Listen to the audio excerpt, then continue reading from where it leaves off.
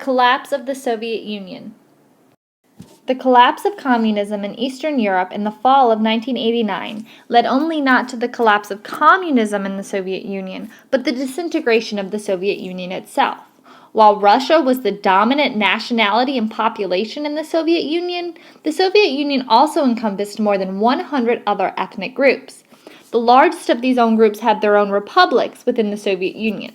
Republics of the Soviet Union were much similar to the states in the United States. They were under control of Moscow, but able to run their own affairs. Within the Soviet Union, many of the non-Russian peoples did not like living under Russian domination.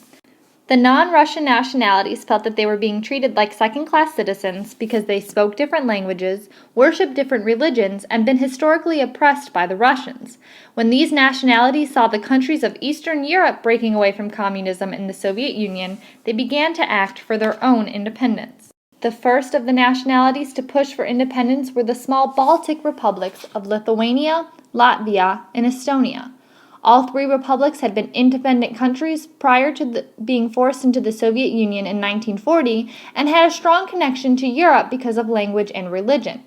Other republics, such as Ukraine, began to push for their independence as a result of environmental disasters, such as the Chernobyl nuclear disaster. Some republics, such as Armenia and Azerbaijan, got caught up in fighting each other over historic ethnic issues. Mikhail Gorbachev was trying to reform the Soviet Union through his programs of Glasnost and Perestroika, found that he was unable to control the nationalist groups pushing for independence. The largest Baltic republic, Lithuania, declared itself independent of the Soviet Union in March of 1990. In response, Gorbachev had Lithuania blockaded by the Soviet military. In January of 1991, the Soviet soldiers will attack and kill protesting Lithuanian citizens.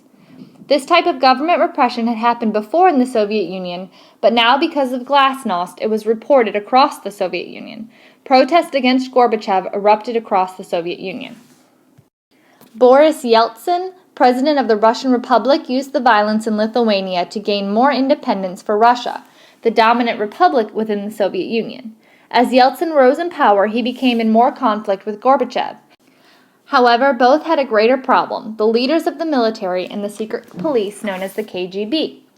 On August 18, 1991, the leaders of the military and the KGB called the State Committee and organized a military coup to take over the Soviet Union. Gorbachev was placed under arrest, and many pro-democracy leaders were arrested. However, Yeltsin was beyond their control. He was surrounded in his office building in Moscow, defended by pro-Yeltsin members of the army. Yeltsin went on television and appealed to the Russian people and other countries of the world to fight the State Committee. On August 20th, 2 days later, the coup collapsed, the army sided with Yeltsin, and Gorbachev was released and returned to Moscow. The coup against Gorbachev marked the end of the Soviet Union. Yeltsin was recognized as the real leader of Russia, while Gorbachev was viewed as a symbolic leader whose power was diminishing.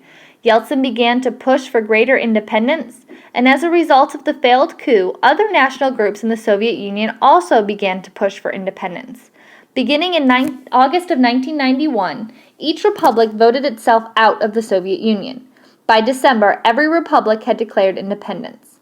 Gorbachev resigned his position as president of the Soviet Union, and the Soviet Union that had been created in the Russian Revolution of 1917 would cease to exist. It was now 15 independent republics. Gorbachev will resign on Christmas Day. The end of the Soviet Union not only ended the Cold War, but it also marked the end of socialism as a viable economic and political system.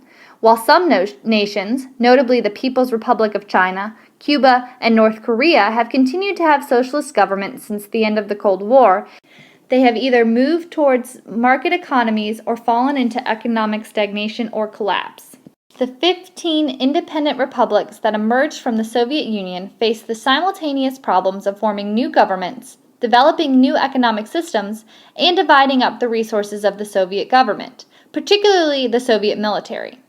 As the Soviet Union ended, and on December 8, 1991, Russia, the largest of the republics, will join with Ukraine and Belarus to form the Commonwealth of Independent States, CIS. This loose organization provided a framework for the division of the Soviet Union. However, there was no doubt that Russia was the dominant country in the relationship. Control of nuclear weapons became a major international concern, with several of the new republics inheriting large stockpiles of nuclear warheads. In order to prevent the danger posed by these nuclear weapons, the United States took the lead in giving assistance to former Soviet republics to dismantle their nuclear stockpiles. As a result, only Russia retains its nuclear weapons. Some of the Soviet republics have had a difficult transition to democracy. These republics have almost no modern history as independent nations, no tradition of civil society or rule of law, and are still in the Russian sphere of influence. As a result, some of the new republics have come under control of the authoritarian leaders. Belarus is considered to be the last country with a dictator in Europe, and he has vowed to hold power no matter what the costs. The Russian government will directly support and provide assistance to these countries that are trying to maintain dictatorships. Other former Soviet republics have begun to move away from Russian domination. Beginning in 2004, some of the republics will experience popular non-violent democratic revolutions that seem to mark their true transition to democracy. In Georgia, in February of 2004, popular demonstrations over an election stolen by the pro-Russian government led to the Rose Revolution, where people of Georgia took to the street to protest the electoral fraud. The protests forced the pro-Russian government from power and resulted in an American-trained lawyer becoming president of Georgia. Then in December 2004, the Ukraine in the Orange Revolution mirrored the events in Georgia. Again, popular protests over elections stolen by pro-Russian governments resulted in 10 days of street protests demanding new elections.